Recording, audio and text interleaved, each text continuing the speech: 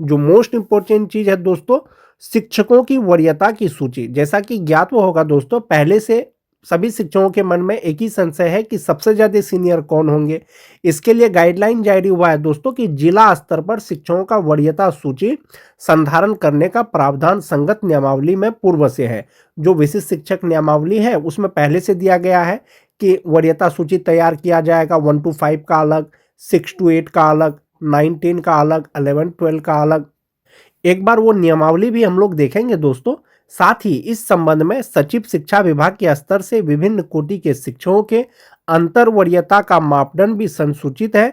वर्तमान परिस्थिति में यह आवश्यक हो गया है कि वर्ग 1 to 5, 6 to 8, 9 10 एवं 11 12 के लिए जिला स्तर पर शिक्षकों की अलग अलग समेकित वरीयता सूची तैयार किया जाए। इस संबंध में सभी जिलों को जिला स्तर पर आवश्यक कार्रवाई करने का निर्देश दिया गया है। यानी जिला स्तर पर हर हाल में 1 to 5 का अलग, 6 to 8 का अलग, 9 10 का अलग, 11 12 का अलग वरीयता सूची बनाया जाएगा। वरीयता सूची में दोस्तों एक ये है कि जो 1 to 5 के शिक्षक हैं वो जूनियर होंगे 6 to 8 के शिक्षक से, 6 to 8 के शिक्षक से सीनियर होंगे 9 10 के, 9 10 से सीनियर होंगे 11 12 के। यानी कि अगर कैटेगरी की बात करें कि 1 to 5 के शिक्षक सबसे जूनियर होंगे, 11 12 के शिक्षक सबसे सीनियर होंगे। इस तरह से अलग अलग जो कैटेगरी है 1 to 5, 6 to 8, 9 10, 11 12 उनका वरीयता सूची तैयार किया जाएगा। एक बार हम लोग नियमावली का भी पुनरावलोकन करेंगे दोस्तों कि उसमें किस प्रकार से दिशा निर्देश दिया गया है शिक्षकों का वरीयता निर्धारण के बारे में। चाहे वो विशिष्ट शिक्षक हो, चाहे वो नियोजित शिक्षक हो, कि जो वरीयता का निर्धारण का आदेश दिया गया था, तो वरीयता का निर्धारण किस प्रकार से होगा। जो विशिष्ट शिक्षक हैं, सक्षमता 1 पास हो, सक्षमता 2 पास हो या सक्षमता 3 पास हो, ऐसे शिक्षकों में वरीयता निर्धारण या सीनियरिटी लिस्ट किस तरह से बनाया जाएगा, विस्तार से चर्चा करेंगे दोस्तों। वीडियो शुरू करने से पहले एक रिक्वेस्ट है दोस्तों, जो लोग मेरे चैनल को सब्सक्राइब नहीं किए हैं कृपया चैनल को सब्सक्राइब कर दें। जैसा कि आप देख पा रहे होंगे दोस्तों, कार्यालय जिला शिक्षा पदाधिकारी नवादा के द्वारा यह पत्र जारी किया गया था दोस्तों दिनांक 18 फरवरी 2026 को, और लिखा गया था कि सभी प्रधानाध्यापक, प्रभारी प्रधानाध्यापक, उच्च माध्यमिक, माध्यमिक, मध्य विद्यालय जिला नवादा। दोस्तों जहां तक बात विशिष्ट शिक्षकों का वरीयता निर्धारण का है, विशिष्ट शिक्षक का जो नियमावली आया था दोस्तों उसके रिगार्डिंग जो है वरीयता का निर्धारण किया जाएगा। ये जो पत्र है दोस्तों, यहां पर विषय है कि स्थानीय निकाय शिक्षक यानी नियोजित शिक्षक, विशिष्ट शिक्षक एवं विद्यालय अध्यापक की विद्यालय में आपसी अंतर वरीयता निर्धारण करने के संबंध में। इसमें क्षेत्रीय उप निदेशक का जो पत्रांक था, दिनांक था, उसका प्रेषण दिया गया है दोस्तों। कहा गया है कि महाशय, उपर्युक्त विषयक निदेशक प्राथमिक शिक्षा बिहार का ज्ञापांक 7 दिनांक 3/8/2025 714 दिनांक 12 फरवरी 2026 के द्वारा स्थानीय निकाय शिक्षक, नियोजित शिक्षक, विशिष्ट शिक्षक एवं विद्यालय अध्यापक की विद्यालय में आपसी अंतर वरीयता निर्धारण करने संबंधी आदेश निर्गत किया गया है, जिसे कार्यालय का ज्ञापांक 285 दिनांक 17 फरवरी 2026 के द्वारा आपको संप्रेषित किया गया है का स्मरण करें।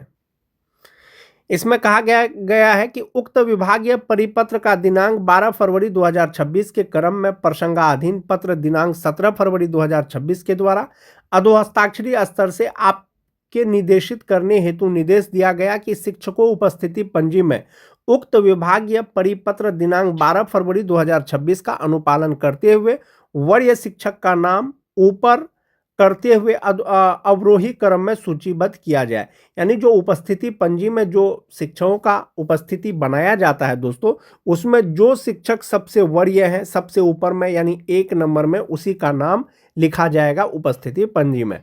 अतः उपर्युक्त परिप्रेक्ष्य में आप सभी को निर्देश दिया जाता है कि 3 दिनों के अंदर उक्त विभागीय परिपत्र दिनांक 12 फरवरी 2026 का अनुपालन करते हुए शिक्षकों उपस्थिति पंजी में शिक्षकों का नाम सूचीबद्ध करते हुए अनुपालन किए जाने का संबंधित प्रखंड शिक्षा पदाधिकारी के माध्यम से अनुपालन प्रतिवेदन समर्पित करना सुनिश्चित करेंगे एवं यह प्रमाण पत्र देंगे कि आपके विद्यालय में किसी तरह की विसंगतियां नहीं है।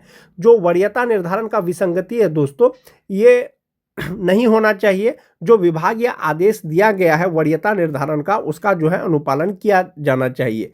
विभागीय अनुपालन के अनुसार जो निर्देशानुसार है दोस्तों वो ये है कि जिनका प्रशिक्षण सबसे पहले हुआ है संभवतः वही जो है वरीय होंगे। तो जो सबसे वरीय शिक्षक है आपके विद्यालय में उनका जो उपस्थिति पंजी में नाम होना चाहिए वो सबसे ऊपर होना चाहिए या 1 नंबर होना चाहिए, 1 नंबर में होना चाहिए। इसी तरह से अवरोही क्रम में उसी तरह से उनका जो है नाम उसमें होना चाहिए। स्थानीय निकाय के शिक्षक परीक्षा पास करने के बाद विशिष्ट शिक्षक बने हैं, राज्यकर्मी बने हैं दोस्तों, वो विशिष्ट शिक्षक नियमावली 2023 के अनुसार ही बने हैं, जो 26 दिसंबर 2023 को जारी किया गया था।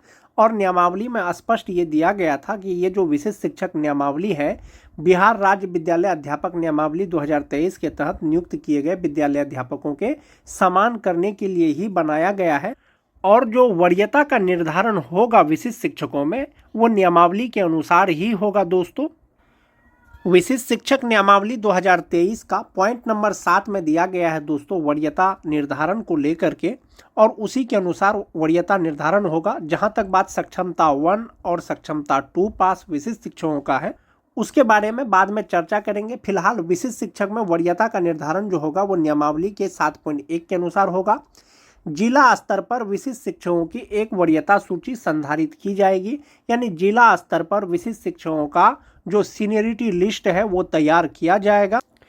शिक्षकों की प्रत्येक श्रेणी यथा प्राथमिक, मध्य माध्यमिक और उच्च माध्यमिक के लिए विषयवार अलग वरीयता सूची तैयार की जाएगी, यानी सभी शिक्षकों का जो श्रेणीवार जैसे 1 to 5 के शिक्षक होंगे, 6 to 8 के शिक्षक होंगे, 9 to 10 के शिक्षक होंगे या 11-12 के शिक्षक होंगे, सभी प्रकार के शिक्षकों का वरीयता सूची अलग अलग तैयार किया जाएगा।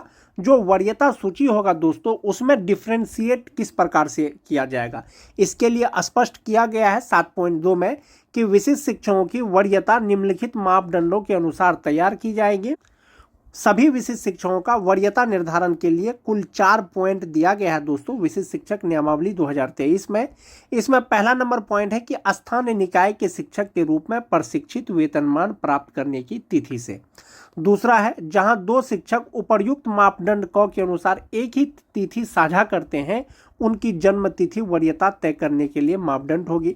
तीसरा है दोस्तों जहां 2 शिक्षक उपर्युक्त मापदंड ख के अनुसार एक ही तिथि साझा करते हैं तो अंग्रेजी वर्णमाला में शिक्षक का नाम वरीयता तय करेगा।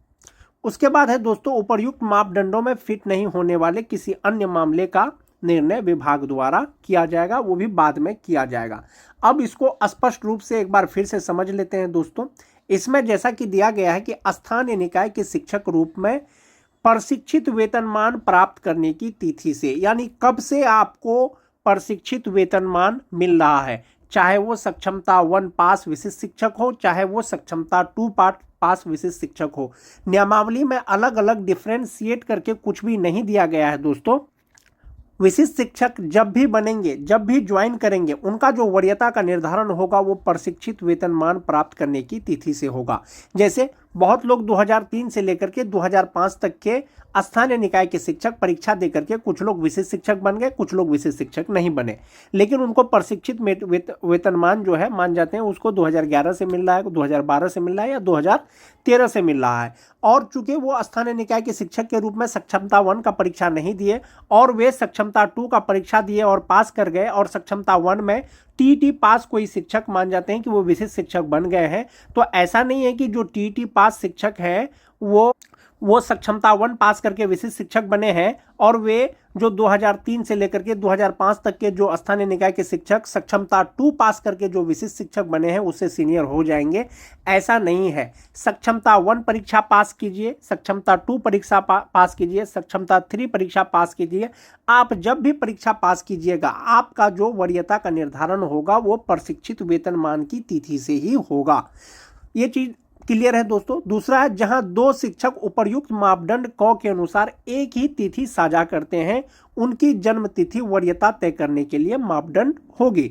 जो टीटी पास शिक्षक हैं दोस्तों 2013 से लेकर के 2015 तक और स्पेशल उर्दू टीटी 2016 जिनकी बहाली अनट्रेंड के रूप में हुई थी, सभी शिक्षक का जो प्रशिक्षण पूरा हुआ है दोस्तों, वो 31 मार्च 2019 तक उनका प्रशिक्षण पूरा हुआ है। तो संभवतः जो टीईटी पास शिक्षक हैं दोस्तों, उनका प्रशिक्षण का तिथि एक ही हो जाएगा। ऐसी स्थिति में विशिष्ट शिक्षकों का वरीयता का निर्धारण किस प्रकार से किया जाएगा, इसके लिए दोस्तों विभाग अलग से गाइडलाइन जारी करेगा। लेकिन नियमावली के अनुसार एक चीज ये दिया गया है कि अगर प्रशिक्षण का तिथि एक ही हो तो उनका जन्म तिथि वरीयता निर्धारण में जो है ये कार्य करेगा या मापदंड करेगा। चूंकि 2, 4, 5, 6 या 100 शिक्षकों का बात नहीं है दोस्तों कि एक ही तिथि साझा करते हैं, तो उनका जन्म तिथि के आधार पर वरीयता निर्धारण कर दिया जाएगा। यहाँ पर हजारों की संख्या में शिक्षक हैं दोस्तों, इसलिए एक ही तिथि अगर साझा करते हैं तो उनकी जन्म तिथि वरीयता तय करेगा। फिलहाल ये नियमावली के अनुसार दिया गया है। हो सकता है आने वाले दिनों में जब वरीयता का निर्धारण हो, विभाग के द्वारा जो है गाइडलाइन जारी किया जाए। लेकिन नियमावली के अनुसार एक चीज ये स्पष्ट है कि प्रशिक्षित वेतनमान प्राप्त करने की तिथि से वरीयता का निर्धारण होगा। यानी जो सबसे पहले प्रशिक्षित वेतनमान पा रहे हैं, यानी सबसे पहले जिनको प्रशिक्षित वेतनमान मिल रहा है, संभवतः वही सबसे सीनियर होंगे। इसमें जो 2003 से लेकर के 2005 तक के शिक्षक हैं, जो 2006 के शिक्षक हैं, 2010 के शिक्षक होंगे, 2016 के शिक्षक होंगे, 2013 के होंगे, 6th फेज के होंगे। ऐसे शिक्षकों में प्रशिक्षित वेतनमान जिनको सबसे पहले मिला है वही सबसे वरीय होंगे। दूसरा चीज है दोस्तों, जहां 2 शिक्षक उपर्युक्त मापदंड यानी कि प्रशिक्षित वेतनमान का भी तिथि एक ही हो, उनका जन्म तिथि भी एक ही हो, ऐसी स्थिति में वरीयता का जो निर्धारण किया जाएगा वो अंग्रेजी वर्णमाला यानी नाम का जो लेटर है उसके आधार पर वरीयता तय किया जाएगा। जिनका अल्फाबेट सबसे पहले होगा संभवतः वही सबसे सीनियर होंगे। ऐसा कब होगा दोस्तों, जब 2 या 2 से अधिक शिक्षकों का प्रशिक्षित वेतनमान का तिथि एक ही हो और जन्म तिथि एक ही हो। इसके अतिरिक्त जो भी मामला होगा दोस्तों, वो विभाग के द्वारा बाद में निर्णय लिया जाएगा और इसी के आधार पर विशिष्ट शिक्षक का वरीयता का निर्धारण किया जाएगा। सीनियरिटी लिस्ट तैयार किया जाएगा। प्राथमिक विद्यालय का अलग, मध्य विद्यालय का अलग, माध्यमिक विद्यालय का अलग और उच्च माध्यमिक विद्यालय का अलग अलग विषयवार वरीयता सूची यानी सीनियरिटी लिस्ट जारी किया जाएगा। चूंकि विशिष्ट शिक्षक नियमावली के द्वारा ही दोस्तों विशिष्ट शिक्षक स्थानीय निकाय के शिक्षक से राज्यकर्मी बने हैं यानी विशिष्ट शिक्षक बने हैं, तो संभवतः उनका जो वरीयता का निर्धारण किया जाएगा वो नियमावली के अनुसार ही किया जाएगा। अगर इसके अतिरिक्त अगर कुछ होता है दोस्तों, संभवतः आप ये मान के चलें कि नियमावली में जो है संशोधन किया जाएगा। जैसे एक मामला है सेवा निरंतरता का। चूंकि विशिष्ट शिक्षक नियमावली 2023 में सेवा निरंतरता से संबंधित कोई भी गाइडलाइन नहीं दिया गया है दोस्तों, इसीलिए अगर सेवा निरंतरता विशिष्ट शिक्षकों को दिया जाएगा तो इसके लिए बाद में विभाग के द्वारा